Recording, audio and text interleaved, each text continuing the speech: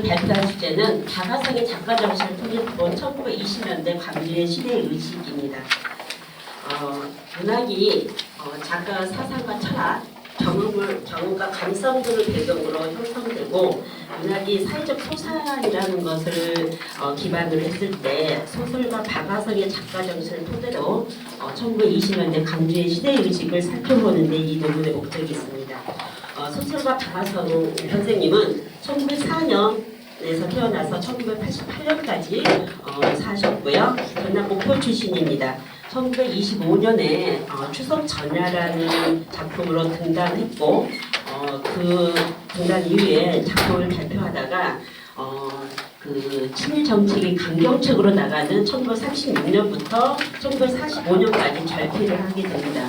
이분이 이렇게 그 강경책의 일본의 강경책에 저항해서 이렇게 절필을 했다는 것도 이분이 그런 시대 정신이 많이 강하게 반영되지 않았나 싶습니다. 그 후에 이분은 살아생전에 총 101편의 작품을 통했는데요. 이 작품을 통해서 한국 사회의 나타난 모순의 해결과 여성의 사회적 위치를 개선하고자 하는 노력을 계속 지속적으로 보여줍니다. 자, 박하성의 소설을 보면 지도자 의식이 굉장히 강했다는 것을 알 수 있는데요.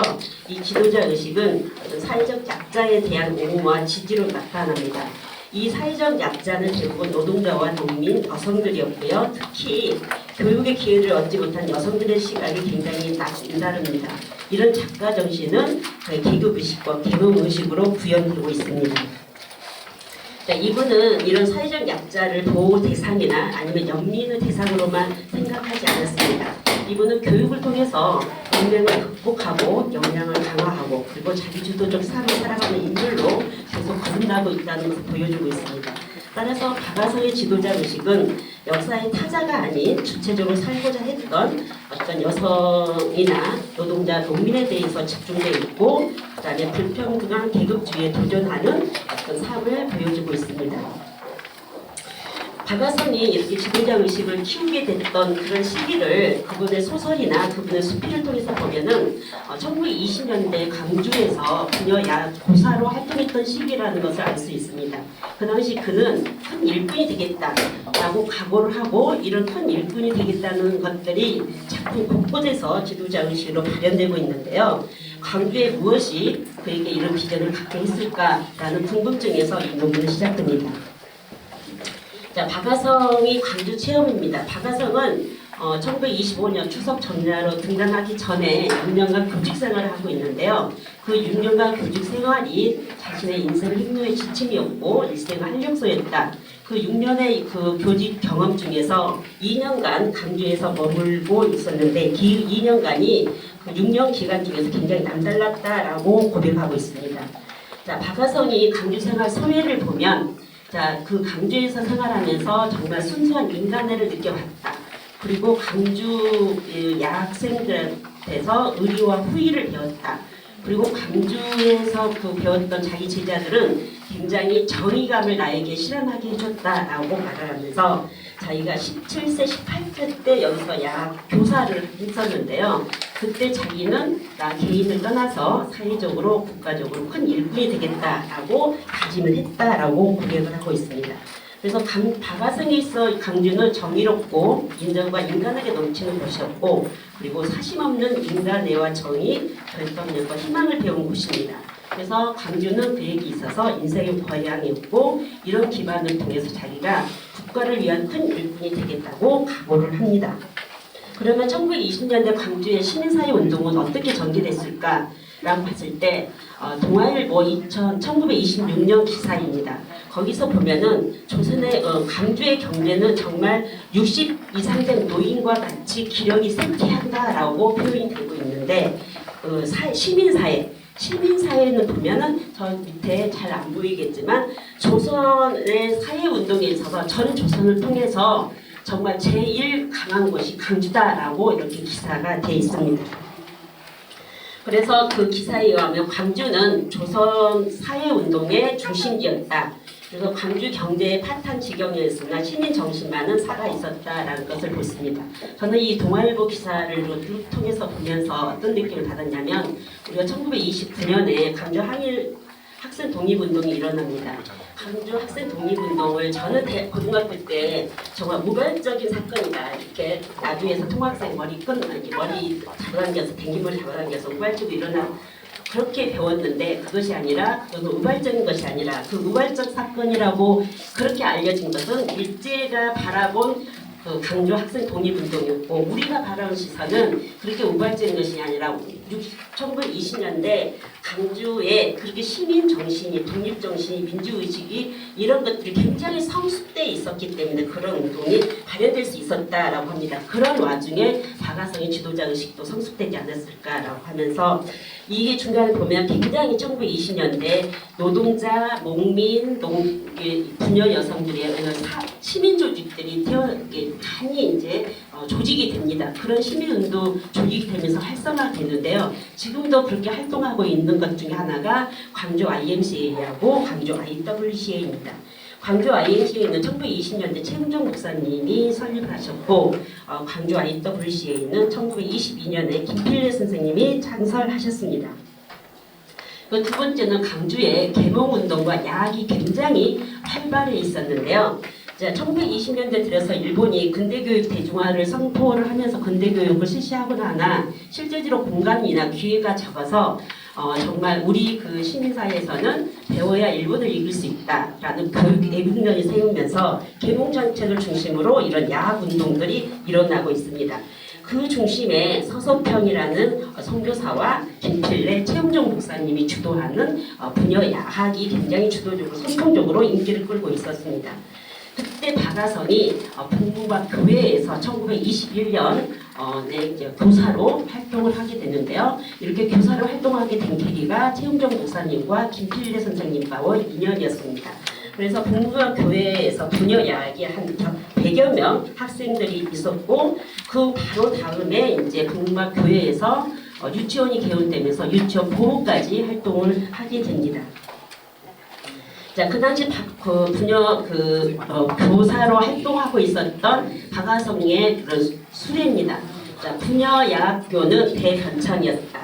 거기 다니고 있는 학생들은 가난한 가정의 조무래기부터 완고한 부모에 따른 처녀들과 동경 유학생들을 나태를 보신 젊은 세대들, 손꼽히는 자산가를 자부와 미혼 여덟 80여 명이 이렇게 해서 가난한 사람에서부터 부유한 사람들까지 정말 배우고자 했던 수많은 여성들이 부녀 야학으로 몰려들었습니다. 그래서 그런 야학을 통해서 이제 그런 어떤 성숙된 시민 정신을 접했다라고 할 수 있습니다. 세 번째는 문화운동인데요. 자, 3.1운동 이후에 교육운동과 함께 펼쳐졌던 것이 문화운동입니다. 그래서 문화운동의 중심지였던 곳이 공간이 오원기념관과 광주자 흥학관이었습니다. 여기가 지금 양림동에 있는 오행기념관인데요. 근대 시민운동의 산실이었습니다. 자, 그래서 오원 그 기념관에서는 지역의 공예당 역할도 했었고, 그 다음에 광주 문화의 전당이었고, 그 다음에 여기서 광주 IMCA가 창립되는 그런 것도 있었는데요. 이 오행 기념관에서 그 박아성의 스승이었던 김필래 여사가 피아노 독주회도 하고, 거기서 광주 IMCA 전국 웅변대회도 합니다. 그 당시 박아성은 자기의 이상적인 남자 상으로서 웅변가 를 굉장히 손꼽았는데 그 당시 YMCA의 주최한 전국 웅변대회에서 1등한 남자에 대한 그 1등했던 사람이 자기 인생의 동반자라고 동반자가 되어달라고 이렇게 청혼을 했다고 합니다. 그럼에도 불구하고 본인이 이제 그것을 청혼을 받아들이지 않았던 것은 뭐냐면 나는 정말 이 지도자가 큰 일꾼이 되고자 하면 한 남자의 아내로 자리를 잡을 수 없다라고 그래서 자기가 그 청혼을 거절했다는 이야기가 나옵니다. 그래서 박아성이 말하는 원대한 포부가 있었기 때문에 그 포부 때문에 그 남자의 청혼을 그렇게 이제 거절했다는 이야기도 나오고요. 그래서 본인이 여기서 2년 동안 머물면서 내가 국가의 일꾼이 되겠다, 정말 지도자가 되었다 이런 각오를 굉장히 다지고 있습니다. 그리고 이제 오행 기념관에서는 박아성이 가극대회를 열기도 했던 그런 장소이기도 합니다. 두 번째 장소가 흥학관인데요. 흥학관은 이제 그 광주 지역의 항의운동, 그다음에 문화운동, 대목운동의 전당이었습니다. 자, 여기 공간에서도 이제 김필래 여사가 부녀 야학을 설치했었고 그 김필래 여사를 중심으로서 홍학관에 많은 문화운동이 일어났을 때 박하성도 거기서 간접적 직접적으로 참여하고 관람했을 거라고 생각을 합니다. 자, 광주의 지도자입니다. 세 번째는 자, 광주의 지도가 왼쪽에 그 최은정 목사님, 가운데가 김필래 여사님, 그 다음에 세 번째 아예 업고 있는 분이 서석평 선교사이십니다.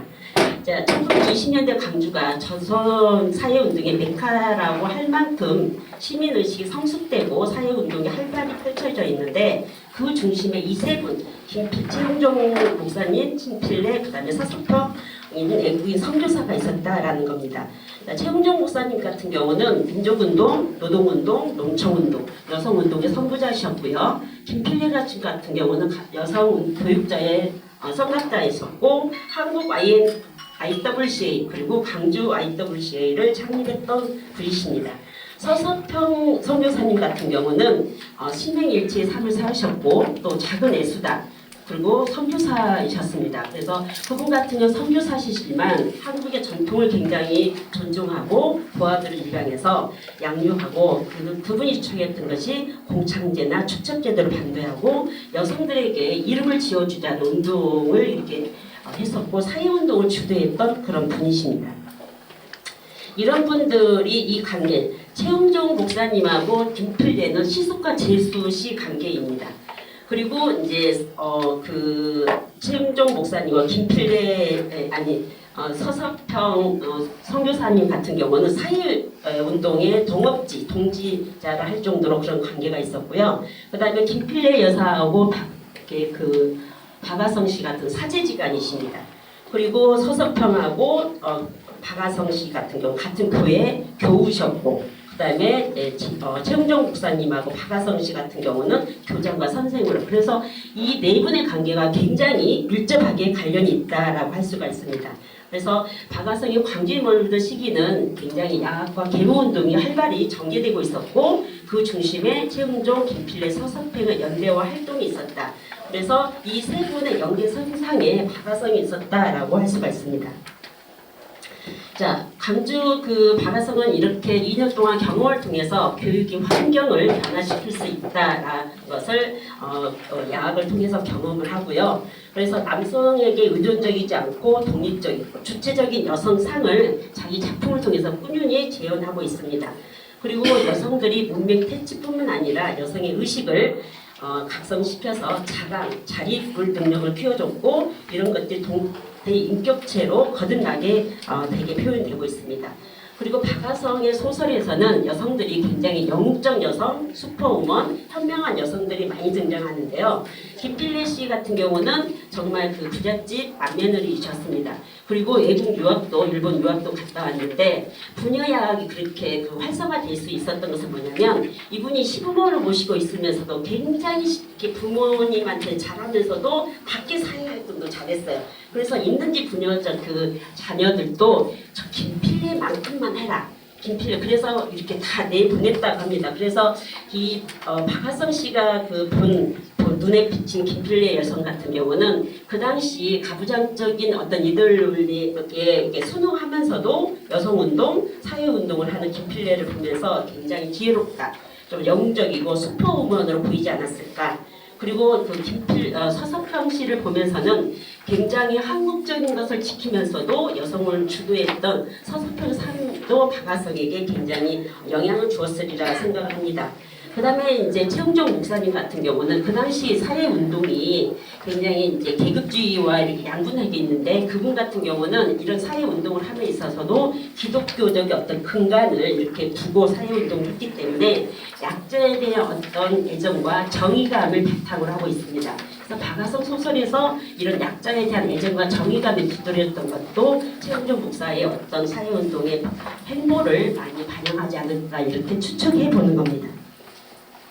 그 다음에 이제 서석평과 최은정 목사의 동지애, 이런 동지애나 또 여성 지도자 간의 동지애, 그 다음에 서석평의 어떤 신행일치의 삶, 이런 것들이 이제 그 어린 소녀였던 박하성에 많이 영향을 줬다라고 할 수 있습니다.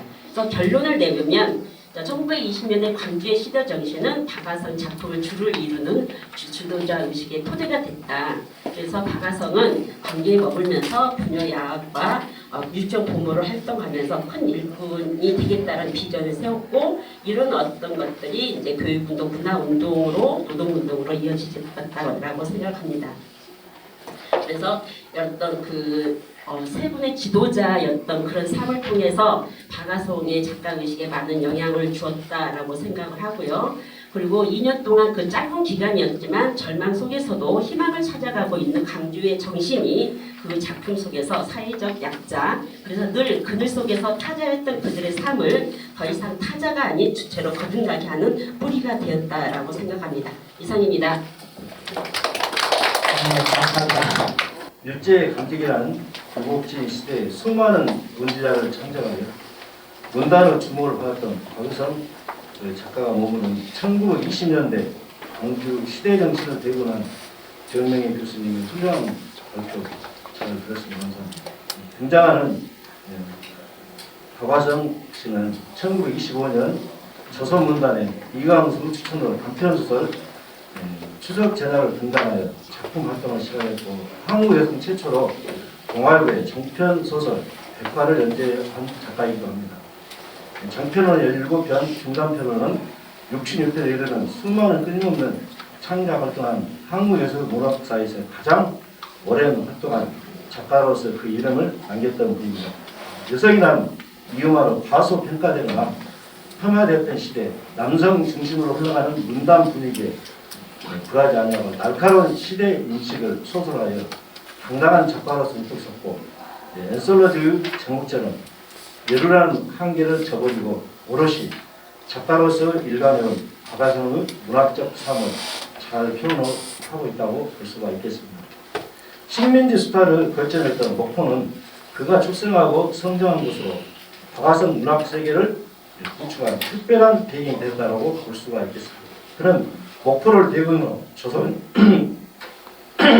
조선인 황측민, 그 다음에 노동자 계급의 비참하고 빈곤한 실상과 식민지 여성이 겪는 고통을 구체적으로 그려내며 식민지 담론부터 이데올로기의 대립, 분단과 해방 공간까지의 시대적 갈등을 치밀한 구성과 유려한 빛으로 소설하는 작가로도 매우 유명한 분입니다.